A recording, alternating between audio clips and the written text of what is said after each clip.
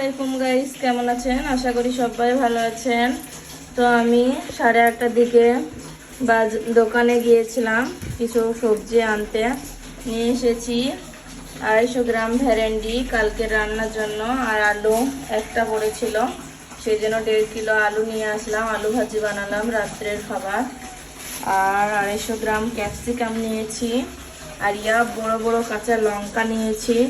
এত বড় লঙ্কা তো আমি ফার্স্ট টাইম দেখলাম। আপনারা দেখলে নিশ্চয়ই আমাকে কমেন্টে বলবেন যে এত বড় লঙ্কা দেখেছেন নাকি। আর নিয়েছি 1 কিলো টমেটো, আর ধনে পাতা আর কারি পাতা নিয়েছি, রাত্রে নিয়ে আসলাম। আর এখানে বানিয়েছি রুটি, বানিয়েছি 2, 3, 4, 5টা। আর একটা বাবুর জন্য দুধ দিয়ে ভিজাতে দিয়েছি, দুধ দিয়ে রুটি খাওয়াবো। আর বানিয়েছি আলু ভাজি, বানিয়েছি চিকেন আছে।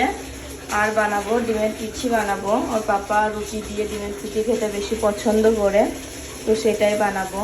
আল্লাহ হাফেজ।